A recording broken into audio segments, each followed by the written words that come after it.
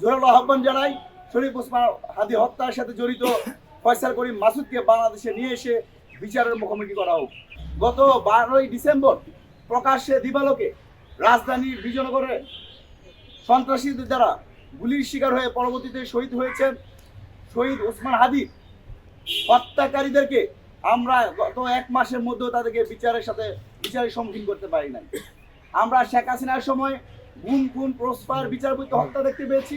একইভাবে আমরা এখনো বাংলাদেশে অন্তর্বর্তীকালীন সরকারের অধীনে আমরা একটা বিচারহীনতার সংস্কৃতি দেখতে পাচ্ছি, যেখানে পুরো বাংলাদেশকে ওসমান হাদি একত্রিত করেছিল। সেখানে সে খুব আকুতি করেছিল, আমাকে যদি গুলি করা হয়, আমাকে যদি হত্যা করা হয়, আপনারা অন্তত আমার বিচারটুকু করবেন। সে আফসোস এবং হতাশা নিয়ে আমরা এখনো তার বিচারটুকু পাচ্ছি না। আমরা দেখতে পেয়েছিলাম এই যে ত্রয়োদশ জাতীয় সংসদ নির্বাচন অনুষ্ঠিত হবে, যেখানে প্রধান নির্বাচন কমিশনার বলেছিলেন ওসমান হাদিকে গুলি করা একটা বিচ্ছিন্ন ঘটনা। আদতে কি ওসমান হাদিকে গুলি করা একটা বিচ্ছিন্ন ঘটনা ছিল? পুরো বাংলাদেশে প্রধান উপদেষ্টা থেকে শুরু করে প্রধান বিচারপতি, 3 বাহিনীর প্রধান, উপদেষ্টা পরিষদ, সকল রাজনৈতিক দলকে একসাথে শরীফ ওসমান হাদি একত্রিত করেছিল।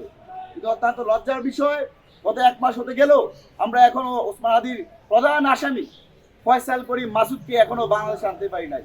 এই যে আইন শৃঙ্খলার চরম অবনতি, বাংলাদেশ সরকারের নতজানু পররাষ্ট্রনীতি, আমরা শেখ হাসিনাকে অনেক গালমন্দ করেছি, শেখ হাসিনার পররাষ্ট্রনীতিকে আমরা অনেক বেশি প্রশ্নবিদ্ধ করেছি।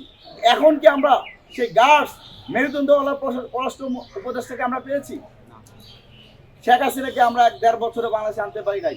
শেখ হাসিনার চেয়েও কি ফয়সাল করিম মাসুদ শক্তিশালী হয়ে গেছে? বাংলাদেশের সাথে কি ভারতের সম্পর্ক নাই? বাংলাদেশের সাথে তো ভারতের কূটনৈতিক সম্পর্ক আছে। বাংলাদেশের একজন টপ টেরোরিস্ট বলা যায়, শীর্ষ সন্ত্রাসী বলা যায়, তাকে ভারত আশ্রয় দিয়েছে।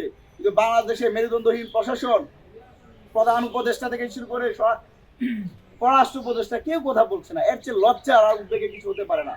আমরা আজকের এই ছাত্র অধিকার পরিষদের সংবাদ সম্মেলন থেকে আবারও জোরালো আহ্বান জানাই শরীফ ওসমান হাদি হত্যার সাথে জড়িত ফয়সাল করিম মাসুদকে বাংলাদেশে নিয়ে এসে বিচারের মুখোমুখি করা হোক।